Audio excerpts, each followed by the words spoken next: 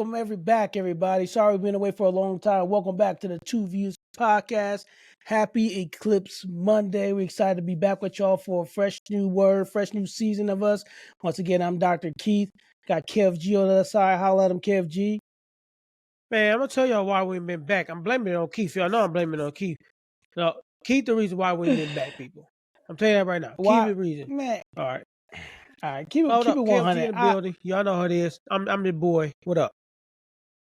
Man, keep it 100. We picked the topic, and I even wrote notes on the topic. So really, the reason why I'm back is you. What topic? What notes, Keith? The voting. Man, boy. Hey, y'all, pray for Keith. We're going to get the voting, though. Don't worry about it, man. I don't see a note in here on our list. I don't see a note. You probably deleted it to write this once today. That's he why can't get his man. He told we've been gone for a while. He can't get his sound and stuff straight. I'm already set to go. I'm the smart dumb twin. That's why your body built like a push pin cushion. Let's go, man. And your body built like a push up. That was a good one. That was good. Oh man, first I want to say, man, it's April. When we're filming this, is April, man. Autism Awareness Month. As if y'all don't know, I have a son with ASD, and we always gonna rep ASD in this podcast. April's Autism Awareness Acceptance Month. People be fighting over whether it's awareness or acceptance. I don't do all that. It can be both. So awareness and acceptance month, right? So if you know anybody with ASD, tell them to go to mainguardian.com. We got a lot of information on there about ASD and resources. And if they just confused, we can guide them any way possible to figure out what's in their area to help them along with their journey. Because it's a tough journey, but man, it's joy in it. All right. Autism Awareness Month, April. Yeah, man. Check out Main Guardian, man, and get the window decals to support the program, man. It's giving us a lot of information to individuals about autism.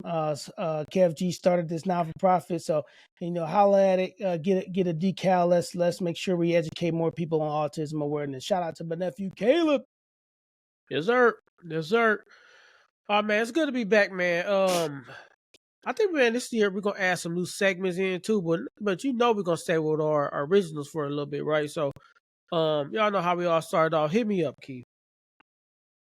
Top of Kev G's top five.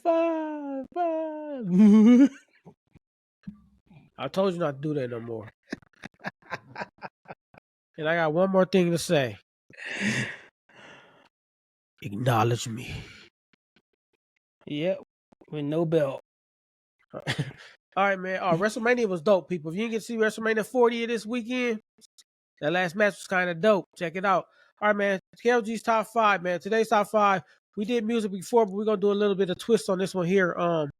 It's your top five musical groups of all time. Now, it has to be more than two people, and it can be for any genre. All right, top five groups of all time. At least three people, any genre. Keith, I'm gonna let you go first. Run it. All right, check it out. So I know we typically have honorable mentions, so I do a few honorable mentions on there. So I got 3 honorable mentions for you, bro. So I'm gonna go with my first honorable mention is the Hot Boys. But then we say, man, we're gonna stick to 2 honorable mentions, man. No, it was 3. We was gonna stick to 3. Man, this is okay. Man. One of my honorable mentions, I gotta go with the Hot Boys. As one. My number. Pause. What? Hot Boy. Let me say, Hot Boys is in your top 10 groups. I'm gonna say top 10. I'm gonna give you an extra 5. Hot Boys in your top 10. So no, probably not. But what I did is I picked. So it's like you said when we did music before. Like it's so interchangeable after 5 that I just picked 3. So just listen to my other ones, man, before you cut me off. Man. Dang. Right, so my number 2, my other honorable mention is NSYNC. I got NSYNC as another honorable mention, and I got the Fugees as an honorable mention. All right, Fugees is a good one. Okay, that's all right. NSYNC is so now to get to my list. So my number 5 is the Backstreet Boys. If you at any point in time want to ask me who the best boy band out of the early MTV era, out of 98 Degrees, NSYNC, Backstreet Boys, I'm gonna pick the Backstreet Boys, man. It's one of the only boy band albums I've actually bought was Millennium, right? And so I'm gonna go as my number 5. One of the 5 groups all time are gonna be the Backstreet Boys. You think I'm crazy? G? No, no, no, So I'm no, gonna go no. with 5. You're not crazy. But the comment that they're the best as far as the groups. I mean, as in sales and all that, I can't agree, man. But 98 Degrees as a unit, as vocals. Nah, but you Well, gotta go ahead, go understand with ahead. Backstreet Boys. See, this is how I look at Complete. it. I You know. got I got it. the NSYNC dancer singing 90 Degrees. Both of them together, you get Backstreet. That's how I feel. That's my thought process on it. So, my number 4, I got NWA, the ones who broke into the rap scene and shut down, made gangster rap prevalent in homes, and a lot of the rap styles that we get now that we kind of losing. Kind of sad that we're losing this rap style and this rap genre. They brought it. It's also their willingness to take political stands and say things that other people weren't willing to say, to talk about what was going on in our community. So I'm gonna go with my number 4, it's NWA. My number 3, and you're gonna think I'm crazy, but I know it's one of your favorite groups of all time, Bone Thugs and Harmony. My number 3 is gonna be Bone Thugs. I forgot Uh, about Bone Thugs, my man. number 3 gonna be Bone Thugs and Harmony, man. I don't know if they had an album that I didn't like. We were fans. We were like some of the Bone Thugs Harmony's greatest fans of all time. That was our group. We used to go to Lincoln Library and look up their lyrics because we didn't know how to say them, or we'd slow the music down so we can say their lyrics, especially Busy Bone. So I'm gonna go with number 3, Bone Thugs and Harmony. My number 2 is Bon Jovi. I think a group that has Can you consider that a group, bro? Can you really consider that a group, bro? I know he leads the group, but it's a group, man. I mean, they consider it a group. So I'm gonna go with Bon Jovi, one of my best, one of my favorite rock groups of all time, if not my favorite. And my number 1, basically because I like the style of the music, the harmony, the just that early '90s R&B vibe. My favorite group of all time will always and forever be Boyz II Men. And so I got Boyz II Men as the number 1 group of my number 1 musical group of all time. That Bon Jovi is questionable, bro. You got them at 2. You bugging. At 2, like okay. The question is there a group? First of all, would you consider that a group? First of all, and then secondly, 2. Come on, man. But I don't think about mine, man. I might have to bump my 5 out, my 5th out of the top 5, man. Because Bone Thugs, man, that's definitely my group. Yeah. Hey man, I want y'all to shout out. I want y'all to shout out and tell me if Bon Jovi is considered a group. It should be considered in this top 5. Please. If you do not consider Bon Jovi a group, I will push them out and bring in Fugees. Keith, how is that fair when you got Bon Jovi at 2? Right. 2. I'm pushing everything up and bringing the Fugees in at 5. You already know it's questionable. You already know it is. No, that's why you even consider it changing. I don't think it's questionable. I think Bon Jovi's a group. I think Bon Jovi's a group. So, Keith, but this thing, holla at me, even if they were a group, they not top 5. Is you crazy? Y'all also holla at me if y'all think that's crazy. Nuts. I think it's right on. I think it's right on par. What you gonna say? The Beatles? What you gonna? Man, Bon Jovi. I like Bon Jovi. They ain't top 5. Now my number 5 is gonna be questionable to you because you probably don't even know the group. But I'm not gonna change mine. I messed up on Bone Thugs, like I messed up on Bernie Mac in the comedy one. So I messed up on Bone Thugs on this one, right? But man, I ain't got no honorable mentions. I probably should have had some, but I ain't got none. I'm just gonna jump right to my 5. My number 5 is Pentatonics.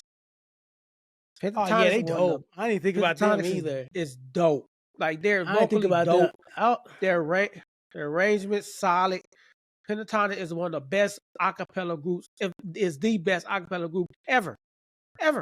Yeah, I didn't even think about them. They are dope. I didn't think about them. I didn't hit my mind. I don't know who they is, man. Let me get your goof. My number 4 is Jodeci. Jodeci is my 4. How you not have Jodeci on this list that has Casey and JoJo in it? No. Now, don't get me wrong. Had we considered 2 members of the group, Jodeci would have been in. I mean, Casey and JoJo would have been in there. But I can't put Jodeci over those groups, man. But I get it though. I get it. Jodeci. I get it. All right. My number 3 is just you got this too. NWA. That's why not just with their political stances, man. Think about the members. Just 3 of the members of the group, even though the Yellow and all that was all right, but 3 members: Eazy-E, Dr. Dre, and Ice Cube. Those 3 literally changed the rap game. It's so many people under them that's crazy. So that group united and even separately, they literally changed the rap game. We talk we talk about Bone Thugs. They was on the Easy. Dr. Dre got everybody under him. Ice Cube did, man, like that group did so much politically, but also in the entire industry. So you gotta have them as one of your top groups of all time. My number they 2, revolutionary, man. They revolutionary. I mean, they created a space that was never there for people from underprivileged, under appreciated communities. You got to get that to them. 100%. 100%. My number 2, you had this on your list too, but you had it way too low for me. Backstreet Boys is number 2, and I agree. Like I've been devil's advocate on the 98 Degrees, but if you think about Backstreet Boys in their totality, I agree. None of those boy band groups at that time could have messed up in their totality. Now, NSYNC came along to compete, but NSYNC they had their hits. Well, NSYNC really got notarized by Justin, right? Justin became a standout, and he drew more people into NSYNC, in my opinion, right? Because he started dancing and stuff. And it was like Justin dope, NSYNC dope, but the true blueprint, in my opinion, was Backstreet Boys, right? And you can't. Every album, I think almost every one of their albums went platinum, right? So you can't be Backstreet Boys. And my number 1, just like yours, dope, still is dope. I got a 98 Degrees pen Apple Music station that be playing some hits. But my number 1, just like yours, Boyz II Men. There will never be another group better than Boyz II Men. Let me not say never. I agree. But and I'm talking about with 3 and 4. Even with the 3, vocally they still solid with just 3 of them, right? They sometimes they miss that bass, but they still solid. Even live performing right now, still solid vocally. Every album is solid. The only reason why Boyz II Men died out, and let me not say they died out, is because the music changed. But their music will always be a sound of pure love, right, and romanticism and things like. Whenever you want to go back to that feeling, to that romantic feeling, to that love feeling, that's a group you're gonna turn to, whether it's with instrumentals or not. That's a group you're gonna always turn to listen. More than you ever know with Charlie Wilson, one of the best songs they ever did. Well, that's what I was gonna say. It's two things I want to say though. Is if you haven't heard Boyz II Men Motown album, where they took all the Motown hits and did them, most of them are acapella, Easy Like Sunday Morning. They did End of the Road with Brian McKnight as the bass. Man, that album is dope. To me, that's one of the best albums. Is the Motown hits album. But you know, one group that everybody forgot about. I just gotta throw them out here. I know they won't even make your top hundreds list. But man, a lot of people don't remember Together. How did I know you was gonna bring them up, bro? I love Together, man. I still know all their words by other songs by heart. Together wouldn't make my top. Calculus. They wouldn't make my top 200. Equals us. All that group was some comedy. It was a parody against boy bands, right? Yeah, but it was hilarious. They did have some cuts though, right? They did have some cuts. That Calculus song was. You took my sweater, my hat. I can't find my cat. Meow. And that group was stupid. But yeah, man. They had that fat dude in there, the nerd, and then the white boy that thought he was a thug. Like this dumb group. You said we forgot about. No, they need to be forgotten about. Except for those couple songs. That's my crew. That's my crew. Except for those couple songs that they had. That Motown album dope. So check it, man. If you have not checked out that Motown album, Boyz II Men did their thing with the Motown album. They did. Hey, you know who I was gonna put on my list, but I was like, I ain't gonna do it. I don't think they should be in the top 5. The Lunatics, man. I was gonna put the Lunatics in the top 5, but I was like, man, for but for they stretch of time, man, They might be top 10, top 20. I don't think they top 5 though. They're not top 5. yeah. But if you expand this list completely changed if you say top 2, right? If you consider a group as 2, completely changes because you go Outcast in there. I mean, that's it not a changes. group. That 2 is a duet. It's a duo. It's a duo, but it's a Yeah, Outcast a group. I don't care what you say.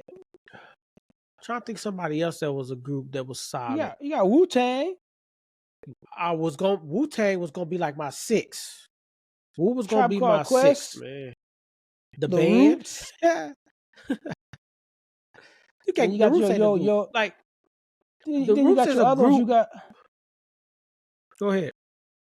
You got your other ones like some people gonna say the Beatles, Rolling Stones, but so you stay on. Everybody list gonna look different. Everybody list gonna look different. I don't know, man. When I say a group, it's just my opinion on group. When I say groups, I mean a group of people that don't have a true lead.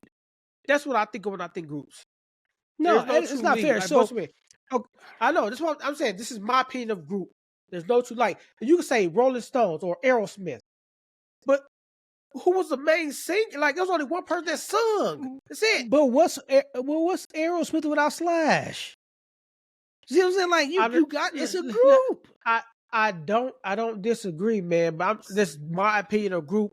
Like everybody I named, just think of everybody I named. There was no standout person, right? There was not a single standout person in my groups. They all as a unit. Time out. I get it, but Wanye didn't stand out with Boys to Men. That's my boy. Why? Yeah. Wanye my boy. Wanye can sing his butt off, but he did not carry the bulk of the weight. Like it wasn't like it was just him on every song, lead everything, doing everything. It wasn't like that. It was Sean did his, Mike did his. Like it was everybody had their parts. Aerosmith is just one person singing. Bon Jovi, one person singing. Like but they you good. Can't do it without the rest, man. I don't disagree. I'm just saying what my thought of a group is. That's just my thought. No direct lead person that sings everything. So was Ace of Base a group? I don't know because they really have a lead though. They had everybody just sung. Everybody just they had a definite standout lead, and the other people just did the eyes on in the back. Man, come on, man.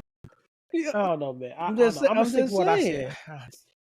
Okay, actually, the way I put it, most rock and roll people wouldn't make my list, right? Because the way I think of it, that's what I'm saying. Most of them won't make my list. All right, so.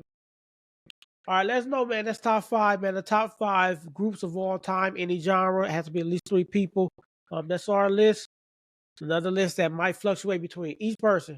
Like, because obviously, you see me and Keith think of it 2 different ways, right? So, we'll love to know what y'all top 5 is of these group things. I mean, but I don't think you can go wrong. Well, you can't go wrong if you put together on your list, but man, I don't think you can go too far wrong depending on your list, right? I see they didn't make your top 8.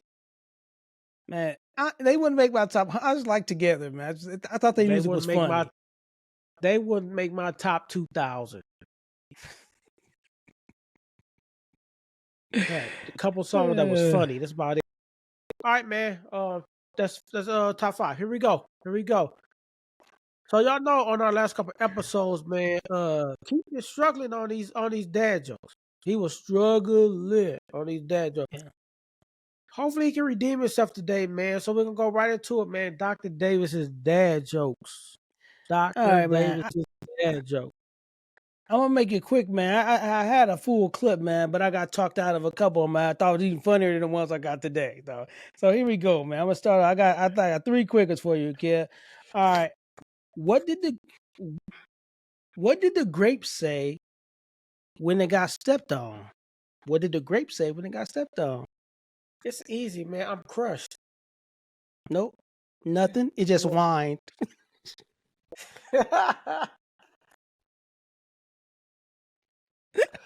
Okay. That's all right.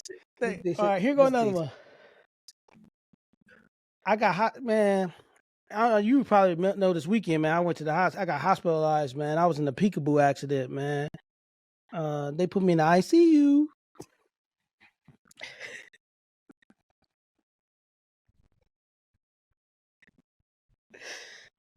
Man. I'm 2 for 2. Let's go. Okay, so if I go 3 for 3. Okay, let's go. You know, we talked about everybody being on this weight loss kick, you know, with the new year popping up and everything, man. So I went on this weight loss kick, man, and I finally lost my winter fat, bro. Now I just got spring rolls.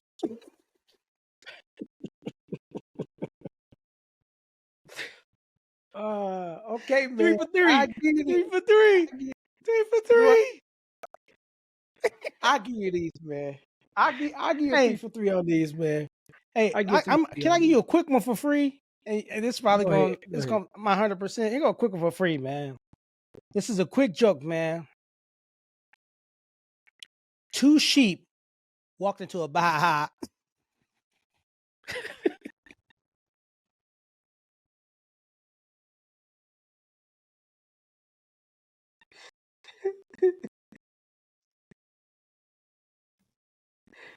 Oh, All right, I'm done. I'm done. boy, 4 you for 4 like stupid. Wendy's. 4 for 4 like Wendy's. Boy, you stupid. I'm glad you redeemed yourself, man. I'm glad you redeemed yourself, boy, because that last couple you did back in the day was kind of bad. I'll give you 4 for 4 on that, man. All right. I ain't think that last one gonna catch me like it did, though. It caught me, though. It caught me. I'll give you that one. I'm gonna give you that one. Man, it caught Oh me off man. guard. All right. I've been laughing Hey, about man, those since yesterday. man, that's Dr. Davis Jazz Jokes, man. Y'all know how it is, man. Let them know what y'all think, man. And if y'all got something for him, just hit Send him them to up me, and say you man. got a dad joke for him. He need a load, not just load his clip, man, but he needs some put something in the storage, man, so he won't be slacking. Yeah, I'm So hit him slacking. up, man. Let us know what y'all think about these dad jokes. I'm gonna give him a 4 for 4 on this, man. I'm gonna give him a 4 for 4 on this. They caught me. They all caught me, right? So I'm gonna give him a 4 for 4 on this, man. I'm glad he redeemed himself, though. I'm gonna give him that. You can have that. All right, cool. You should be proud of He yourself, back. man. Randolph. Randolph. Or you were like a claymation. All right, man. All right. Man, come on, let's get to the topic, man. To the topic, man. Oh boy, I'm stupid. All right, man. Today's topic. Just do this one real quick. We didn't throw it out real quick, but we thought about it a little bit. It's called the power of the tongue. For any of y'all that are biblical, it, the Bible talks a lot about the power of the tongue and the power of what we speak. So we're gonna talk about what that means, and how we could go about our lives actually, um, using our tongue, using our speech for the right things and for to uplift and elevate people throughout their lives. But y'all know how we do it. Let's just talk about words or phrases that that were life changing, that changed things, that really flipped the switch in some facet or form. Like when it was said, it changed the whole dynamic or direction of something. Like you got any you get throw out there, like something that changed things around us. So when I think about this, kid, because I started thinking about this a little bit in depth, more in depth last night, and from the historical perspective, words have created and destroyed. Right? We have so many leaders throughout history where their specific word or decrees have changed entire civilizations and destroyed entire civilizations, right? All for most of the time, most of the time it was for a selfish reason, but simply their word would crumble entire civilizations and cultures. And so I can't think of a specific words, but I even found myself going back to something I'll talk about a little later that happened in our country recently, where words changed the whole dynamic of our society in the United States. Put us into a predicament and a situation that we thought we'd never be in. But the one thing you have to say about words, you can't return a word back to you, right? Once that word comes out, there's no returning it, and there's no taking it back. There's no way to take back what you said. You can say, I'm sorry, I didn't mean that, let me take it back. But that word is out there. So have you, I don't know of a specific word, but what specific words have you that you think have caused positive things or calamity? So I wrote down a list of a couple, and I think most of mine are positive. Just think about this. The first words ever spoken were "Let there be." All right, biblical. Let there be light. Right, the power of God saying "Let there be," speaking these words brought existence into existence. Right, the power of the word. Right. So I'm gonna say a little bit biblical here. It is finished. Jesus said, "It is finished" on the cross. Right. Those few words on the cross saved us. Right. The power of these words that change the directory of your life. But let me go into some more non-biblical, non-spiritual things. Sojourner Truth said, "Aren't I a woman?" Right. That changed the women's revolution for Black women. Right. Those words, those phrases caused a movement that a lot, and I mean, let's get it clear. Black women are still looked at as the bottom of the totem pole. Let's get it clear, and it has to change immediately. But her saying those words, "Aren't I a woman?" changed the direction of the Black woman's movement. To them to get in their rights and get things that they should have had. Tear This Wall Down by Ronald Reagan. We went to Eureka on my President Ronald Reagan. Tear That Wall Down changed Germany forever, changed the world forever by tearing down the Berlin Wall. What else do I have?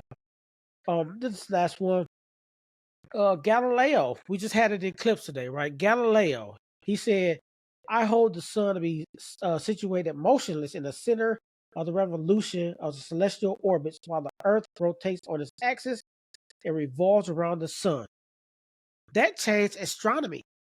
That changed how we looked at the universe, right? So why did I say these things? So I feel like these words, when they were said, changed the dynamic of everything. It made life move in a totally different direction. Not just for one person, for everybody. These words changed everybody's trajectory and motion. And so the words we speak and the things we think and say, and a lot of these things that were said were thought of first, right? The thought process in the brain to speak and find truth in it, right? But simple words can literally change. Few words can change life, right? And we know the power of life and death is in the tongue biblically, right? So I think, like you said, words are more powerful than we think they are. And let me not say that we think they are. I think we as people know how powerful our words are. Let's get that out there. We know what we say. We know when we say it, why we're saying it, what we mean to do when we say it. But it's the understanding of not just the reaction, but the consequence of speaking it. Right? We know we're going to get this certain reaction, but we're not prepared for the consequence of it. These consequences, positive reaction, positive consequence. We do say some dumb stuff that has a reaction. It has sometimes an even worse consequence. So we got to be smart about what we say. And I'm glad you went there, because let me say this, and anybody can challenge me on this. Words have caused every major war, if not every war, 100%, or every conflict in our existence, right? A lot of people will say beliefs. It may have started with a belief, but the cause has always started with words. For instance, let me just go to World War II. What caused the German socialist movement in Germany was the rhetoric spit by that was given by Adolf Hitler, that came in a lot of his teachings in Mein Kampf. Right? He had a belief. It wasn't until he made that belief available through word that people gravitated to that show and caused one of the greatest conflicts in our world's history, right? Also, this is what I wanted to bring up later, but I'll go ahead and bring it up. I don't think I would say 90% of the people in the United States will call January 6th an insurrection, right? That happened with words, right? That it began with an ideology. It didn't come to fruition until words were spoken, right? Words literally have killed, right? Words have literally brought back life. There's this concept. About this. I watched this guy, Mr. Ballin, on YouTube, and his dark and dangerous mysterious stories, right? And he talked about this lady who her husband had gotten into a car accident, older lady, and then she started to die. And they couldn't figure out why. They couldn't figure out why her heart wasn't pumping blood. There was nothing. And then they realized that it was because of the heartbreak. And so what brought her back to life, and I forgot the name of it. I was gonna look it up before we got on. But he gave her this specific medicine to help with whatever he was doing that really wasn't working. And he told her family to surround her and speak to her. And the love of her family surrounding her, talking to her and encouraging her is what brought her out. And there is a scientific term for this, and like I said, I was going to look it up before. But those words, her family speaking to her, is what literally brought her back to life in a scientific way. We're not even talking about spiritual; it's scientific. And so, just know the things we say can tear down or build. And sometimes we think sometimes we think we're saying things that's so innocent, but not understanding how destructive it really is. And you may believe in what you're saying. You may believe that you may stand on that foundation. It doesn't mean it's right. Right. And I think this is going to come to this when we talk about politics. The words, the acquisition of the use of words in political rhetoric is something we need to watch out for too, because there's this words it cause conflict, it cause divide, but it also uplifts spirits. It also strengthens it all. It has so much power. I used to think the most powerful thing on earth was water. Right? Moving water is unstoppable. Right? It's the most powerful element on earth. But the most powerful thing on earth is your words. It is the most powerful thing on earth is your words. And so we got to make sure we're doing the right thing with them. So you said the most powerful thing on earth is your words. So you said in our notes, but I'm gonna ask you a question. Mm-hmm. You said that what's more powerful, words or actions? What's the more powerful item, words or the action? I'm going to say words. I'm going to say words because your actions. How can I put this? I feel like your words are your actions are outcome of. Now that you say it's a little difficult. Right, so and that's why I brought it. That's why I brought it up, right? And it's definitely a difficult question, and I believe words are stronger, because you hear this in a lot of relationships, or people that's dating somebody, and they be like, "You said that, but I want to see your action. I want to see you do what you say you're gonna do." And this why I think words are more powerful, because words create a fantasy. It creates thought. It provokes thought, right? What I mean by that, let's stick with relationship. If I say I'm going to marry you, yeah, but I never married you, what I did by saying it was cause your mind to think about it, to formulate, oh, what dress I'm gonna wear, oh, what I'm doing. It created something in your mind. It created this fantasy. It created your mind to start thinking, and it lives with you. And then when it doesn't happen, so because of lack of your action doesn't happen, now I create more thoughts. He ain't nothing because he's not gonna marry. Why you gonna marry? Ultimatums. It creates more in your head. Now the action of not doing it like caused more to that thought, but the initial words created a thought in your mind, created a world in your mind to They said that this is how I think about it, this is how I process it. Now let me see what their actions are going to be. Right? It creates that fantasy. Let's not say fantasy, but it creates that it creates another, like I said, another world in your head. It creates that world, a new world. Because I'm glad now I got my thoughts around, because why I believe words is over action based on what you said, because words spur action, right? And the one thing you gotta understand, so I think words spur action, but also action, let me change. Inaction is action within itself. I think that's what you get into. Inaction is action within itself. But I think in order to get to that piece of that part of how many times you see somebody just do something without using their words, Saying it first. and people are like, what are they doing? And you still have to come back and say, okay, this is what I'm doing, and this is why. Right. And so I think words are powerful, because it's not even talking about tearing down and building up, but just for that explanation. Right.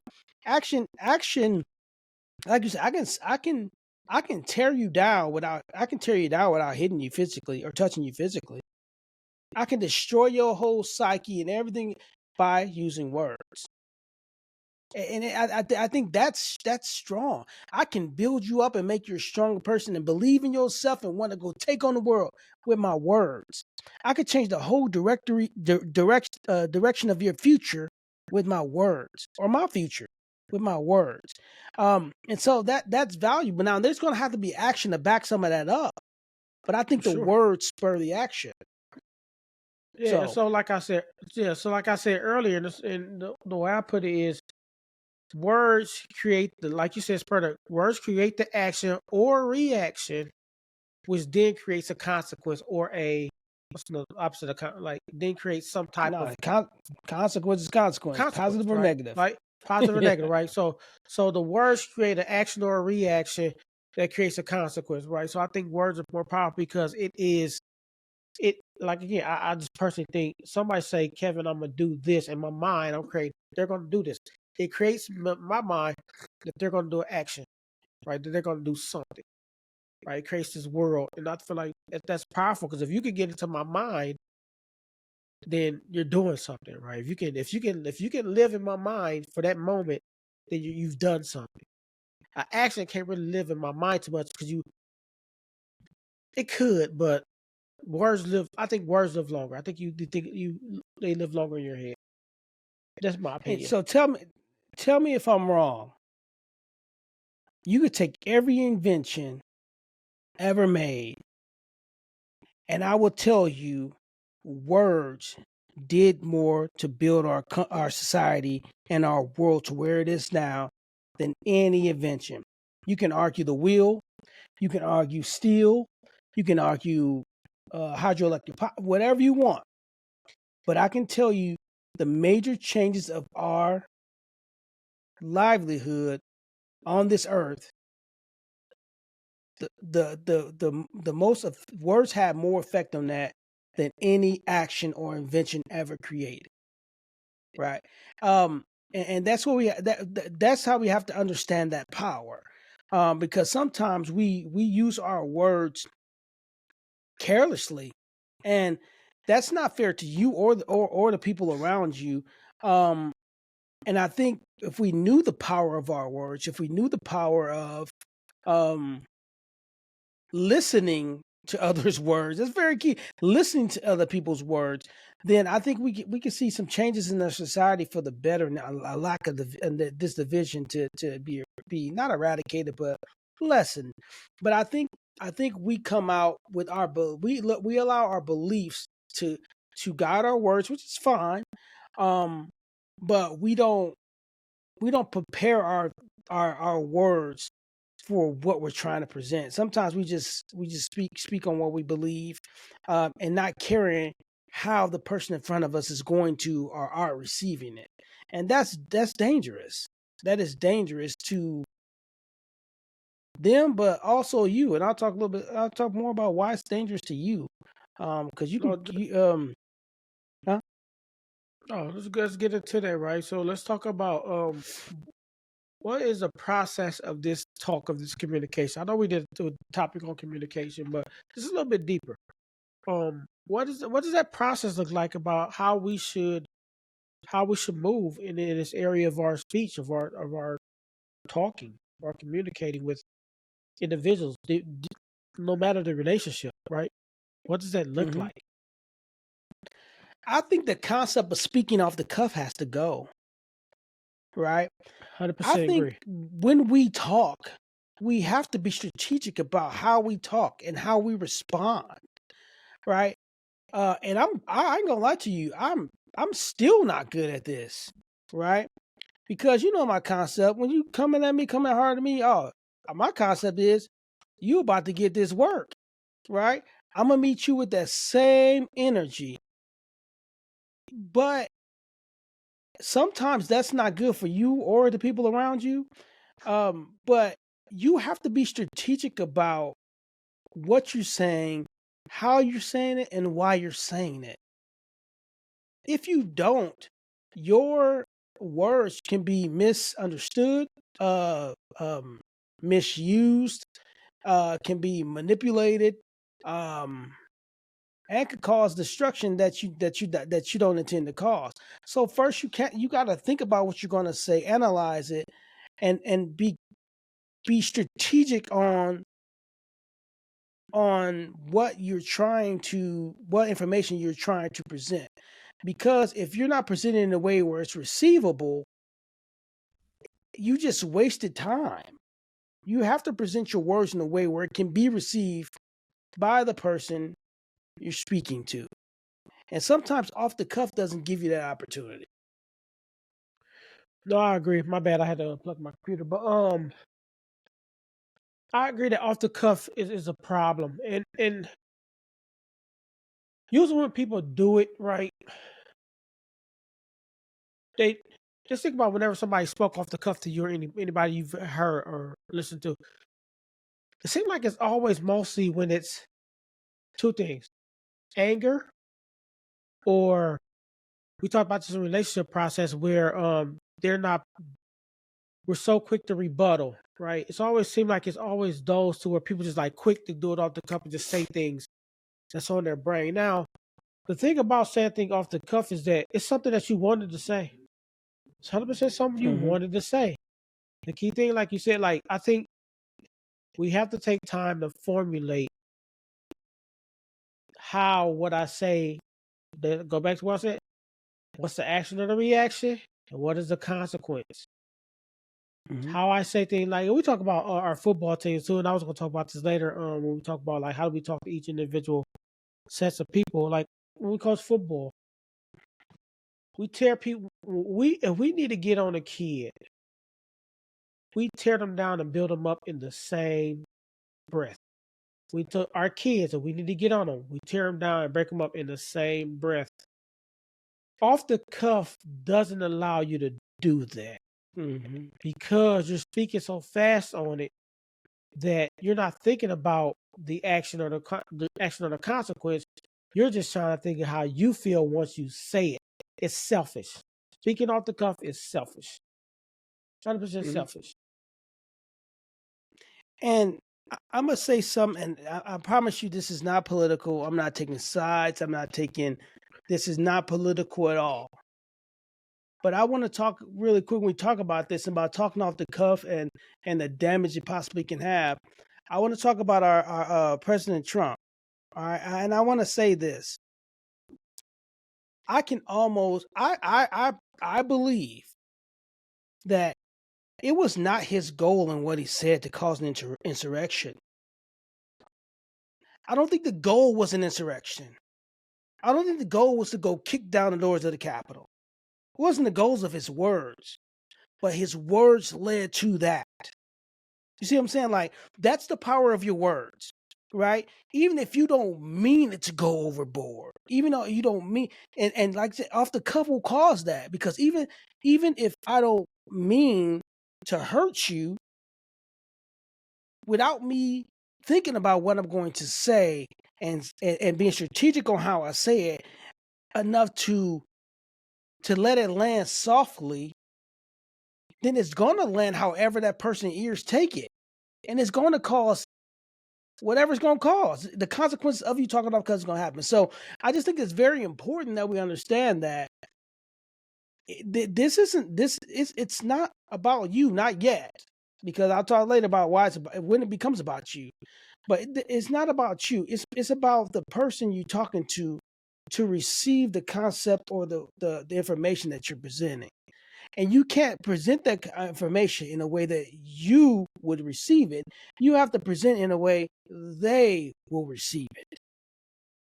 And when you don't, you get stuff out of the ordinary that happen. Or you get broken hearts, or you get these things. So you got to be strategic on why you say things, and to remember that you're saying it to a person. You're presenting information to a person, and you have to do it in the way they're able to receive it, not the way you receive it, because we all receive information differently. We all receive words differently. Since you talked to you said you received, I just want to say this.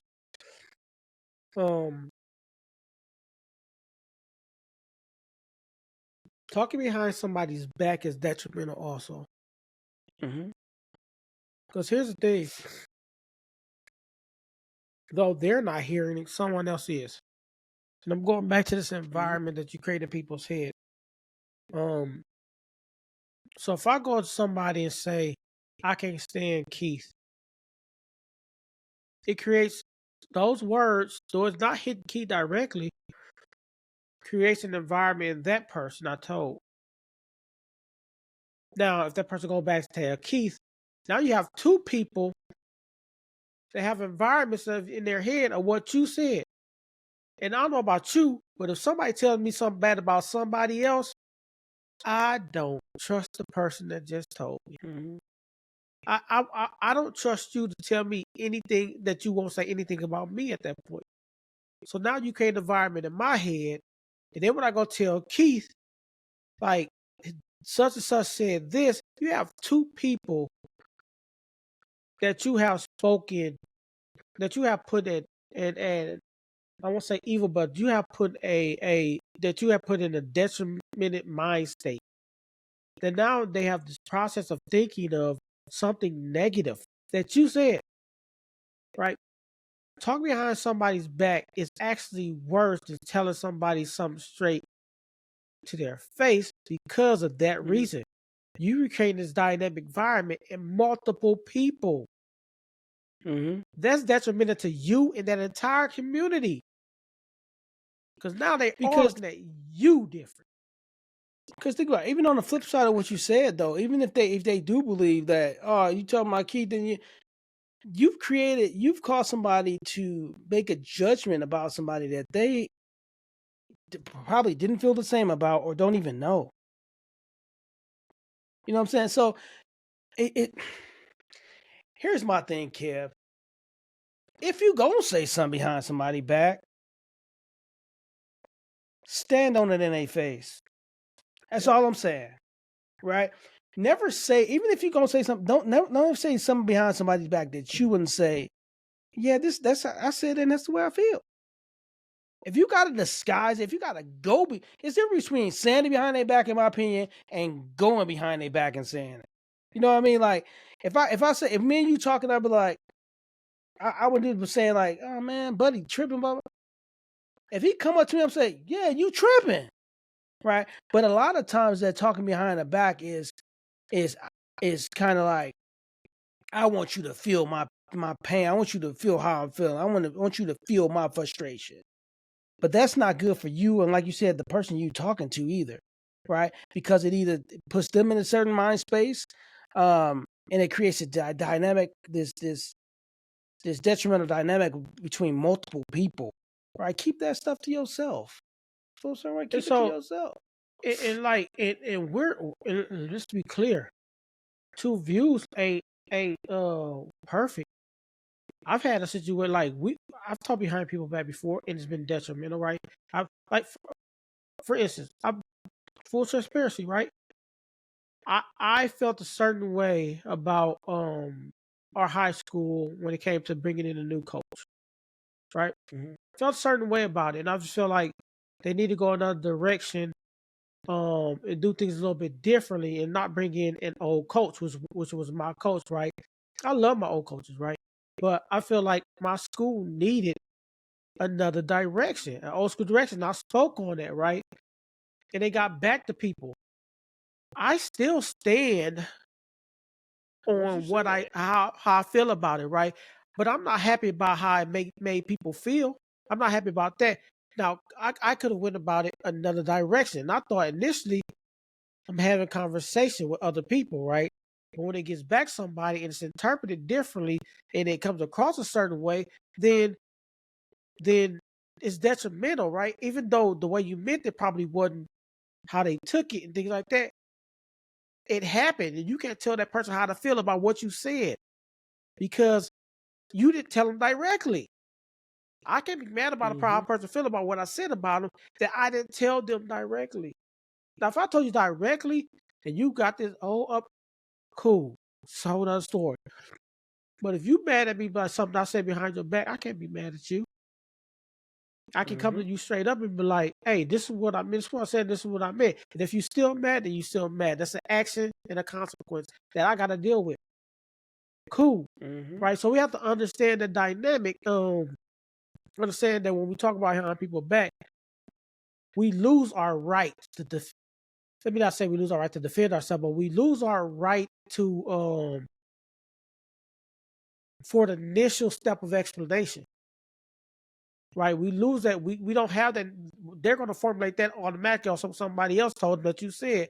You don't get a chance initially to tell them that's not what I didn't mean it that way. Now you got to go back, and now you may have a second chance to do such, but you may not. And you have to be okay with the action and the consequence.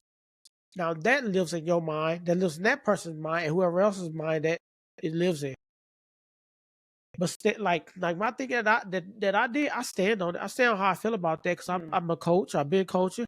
I stand on how I felt. I didn't think it was the right direction. I didn't think it was the move. But could I have gone about it and said it a different way? Absolutely, 100%, 100%. But I stand on it, and I tell those persons till this day, I stand on what I said. I'm not backing off what I said. I agree with what I said. I just should have came to that person first, or should have maybe formulated something in my head before I spoke.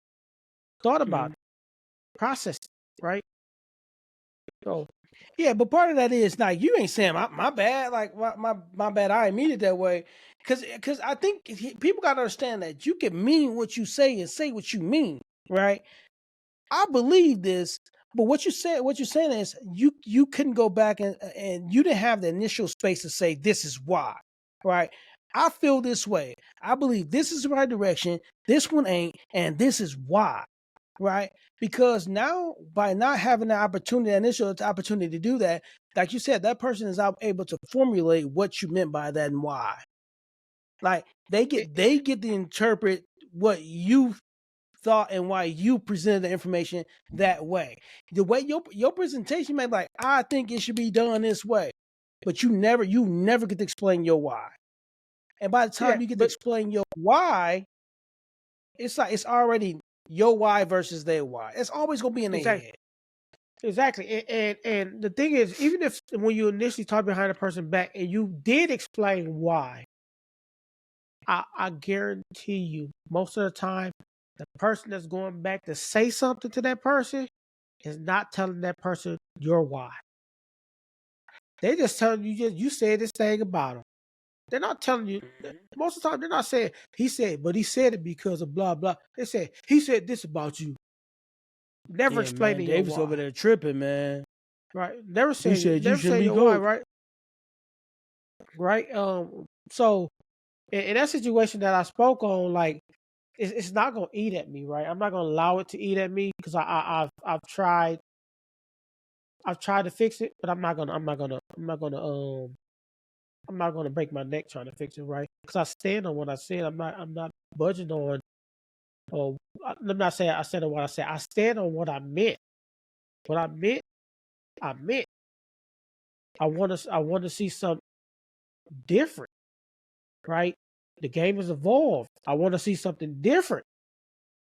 That's just coming from my own personal experience being a coach, right? I had to evolve. I had to show something different, right? So I'm not gonna I'm not gonna do that, but I'm also not going to, because I stand on it, right? I'm not gonna go back after I try to explain myself. I'm not gonna go back and try to continually make somebody happy about that situation, because, like you said, already in their mind, it's processed and formulated. Don't mean I love anybody any less or anything like that. They have their feel. When I love you, and if I ever said I love you, not care about you, I stand on that 100%. Do the bad. There's people that did stupid stuff to me, bad stuff to me. If I ever said I love, I meant that though. Like, you can't lose that love that I have for you. You can't. No matter we beefing or not, you can't lose it.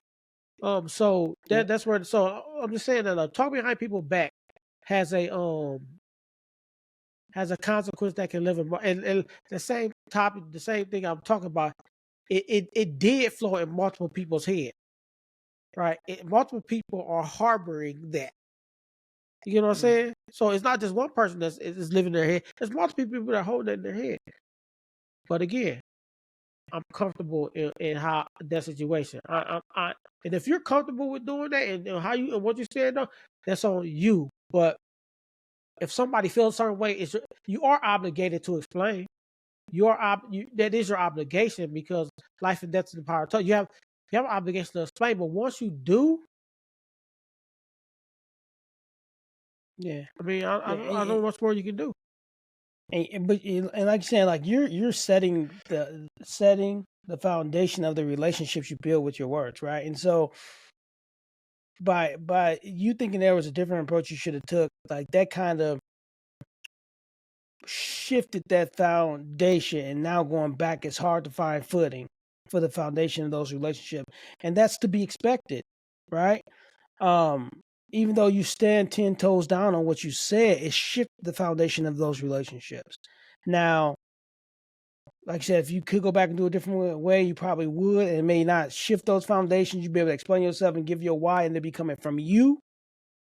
But when you get to the point to where you do that and they get back to other people, since it shifts their mindset and what they believe and the way they interpreted what you said, it shifts the foundation of the friendship, and sometimes that can be fixed, right? And even if you have a friendship, the foundation of what was said still causes a little rumbling. So just know that all began with words, right? And people can say it began with a feeling. No, it began with words. It's the verbalization or the written actuality, the action of the words is what caused that. It wasn't the internal. It didn't. It began. The thought processes began internal, but when the words exited, is when the conflict happened. Yeah, because the feelings didn't change. The feelings didn't change, even how I felt about what I said or the love that I felt, right? For the right. The feelings didn't change. The words, like you said, the words are what caused change. Which now I'm cool with. There's people in my life that I had communications with that they did me wrong too, and they've explained, and I have the right to accept or not, but understand it. I made a decision on how I felt about that situation. I have the right to, right? So I can't. I would never go get somebody that feels a certain way about me. To each his own. But you always know my explanation of it, though, right? You always know how I feel. Yeah, because how many people cuss their bosses out in their mind? You didn't get fired till you said it. Exactly. You know what I'm saying? Exactly. You fired till you said it. So just know that that's important.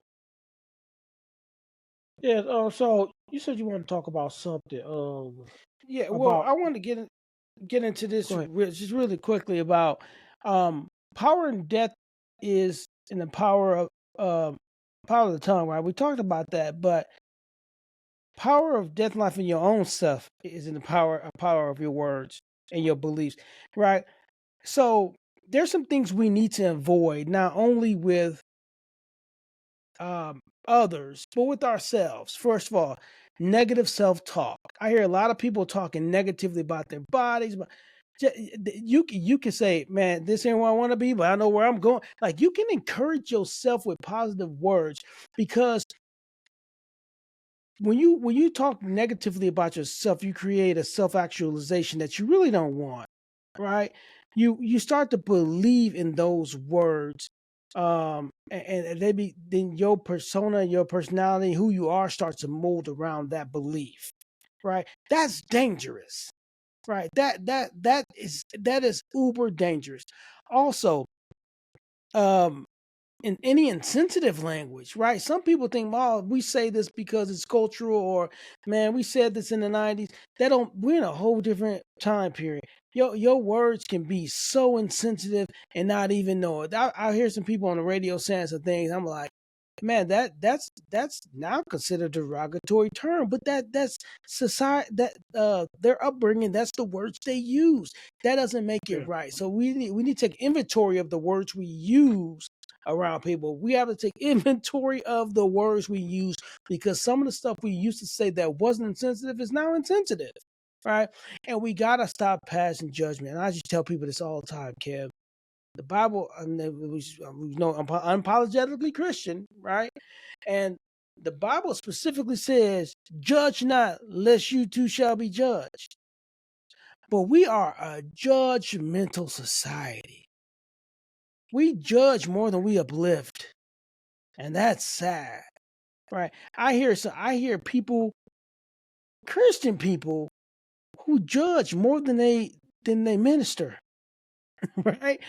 It's crazy, bro. It's And on crazy. a secular piece, judgment, save your judgment. None of us are perfect. Save your judgment. Um, find ways to uplift your fellow brother or sister. So often we we do more tearing down and judging than we do uplifting, and then we want to wonder why our society was bad. I see and I'm just gonna say this, kid. I'm sorry, but I saw an article today where The Rock said he's not going to endorse endorse Biden because of all the wokeness and the the divide. What and he may or may not be right, but what did your words in that instance cause? Can I pause you? Right? Go ahead. I'm gonna let you finish. Go Go no, ahead. pause me. And I'm gonna get back into it, because what in your words cause what go, because I want to clarify that. So the problem with what Rock said real quick is that I don't think Rock said he wasn't going to endorse Biden. It came across that Rock was saying he wasn't going to endorse a candidate, but it didn't come across as that. Now people can now interpret what you said as, because the first thing y'all were talking about was Biden. So when you say that, now they think you're talking about you're not going to endorse Biden. His words weren't clear. Just think about the clarity of your words too, right? His words weren't truly clear. Now people can use it and take from what they want. Right, but if let me try to find out. But didn't he say that he? So yeah, you're right. So this is He what been something happened. about wokeness, right? He He been he something about said wokeness. no, yeah, but he said that he regrets endorsing Biden last year, but Correct. he shouldn't have named the candidate. Right? That's the mistake. He should have said, "I regret endorsing a president last year. I Agreed. regret endorsing a candidate." But when he Agreed. mentioned that candidate name, that's going to make him out to be they're going to that's going to be used as a political Marketing. angle against Biden. It's going to be it Hundred is, percent. and it probably 100%. that wasn't his purpose, but that's the way his words came across. But and that's why we gotta understand, like, our words are we gotta think before we talk, because our words are open to others' interpretation and can be manipulated into whatever other people want. Right? He could still go into the ballot box and vote Biden, but he's gonna be the face of anti-Biden rhetoric. He's gonna 100%. be, whether he 100%. wants to or not. Um, and to each their own, if that's what you believe. But I think when you talk about cancel culture and wokeness, and you do it in and I think this came across wrong too, and not the way he wanted to. I think let me tell you what I think The Rock was saying. Let me tell you how I interpret it. The things of this country are causing social divide, and I want no part of it. That's what he was saying. That's what he said. He's like, I I don't agree. want to be the face of the political divide. I don't want to endorse. I don't want to be a part of any of that, because that's what he was saying. But what he said became, oh, I'm against Biden, the woke party, and council. That's the only thing people are going to remember. I'm And not sorry, only that, Dwayne Johnson, love you. I'm a wrestling fan. I'm a fan of all your work, but that's the only thing people are going to remember. That's it. you said that. Not only did you say that, but you said it on Fox News. Yes. You said it on a politically polarizing channel. And so, regardless of what you wanted it to be, it's not going to be that. Or maybe you did want it to be that. I don't know. Who knows? But I'm telling you, Who knows? based on what I heard and what I believe you were trying to say was, I'm not going to be the face of political upheaval because I believe it is causing a divide in our communities. That's what I believe you were saying. I'm going to tell you, society did not hear that. That's Not at not what all. they heard. Not at all. And so that shows you the power, because now it's going to be, The Rock's campaigning for Trump. That's what it's going to become. And he may go with the independent candidate, right? He may not vote at all because he don't like either candidate. But that's what it's going to be sold as. And so your words just have that power. And even if somebody's trying to put you on the spot through an interview or a discussion, take your time. Let me get my words straight. Because you're not you got to protect yourself in instances, and it's just powerful. So because his that post, Kevin, came off as insensitive. Like the two of the things I talked about, it came off as judgment, and it came off as insensitive, right? 100%. It came off as things that I don't think that he wanted it to be, right? But like I said, maybe he did. I don't know, We don't know. but We don't know. we don't know. Yeah, before we end, man, I just wanted to say two things real quick about first about children. Again, if you can't beat them up and tear them down in the same sentence, don't say anything to them at all. It's important to do that, and we're going to stand by that. We learned that. That's something that I definitely learned in coaching football. But not every kid responds the same thing. You got kids love motivation, right? They hate some can handle being yelled at and those negative words, but they love the positive reinforcement. Last thing is enemies. Speaking negativity into your enemies affects you too. So you have to learn, even if you don't like someone, try to speak something positive about them, or don't speak about them at all. Right? Because how you feel and what you harbor will affect you. The things you say about the enemy will affect you.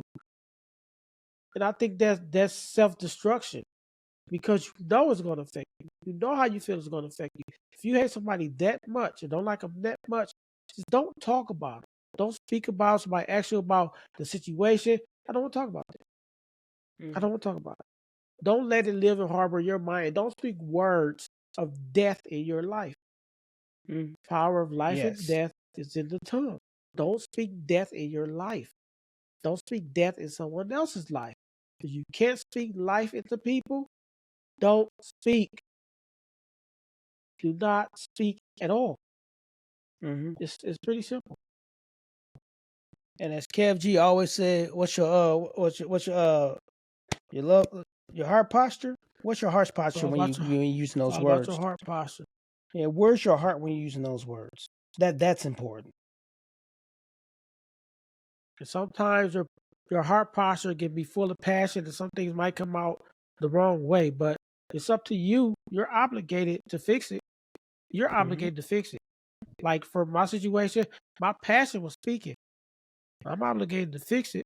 But like I said, it's what it is. But if you That's speak right. it, you're obligated to fix it. It's not everything can be fixed. Or not everything That's can be right. fixed. Not everything, maybe not everything should be fixed, right? But you're obligated to reconcile. That's the key But thing. Yeah. let's let us start thinking about things before we speak. Let's process it and then speak. Relationships, friendships, children, co-workers, enemies, whatever it is, just think first. Process it. Action, That's right. reaction, consequence. Okay? Man, that's us, TuVues. We back.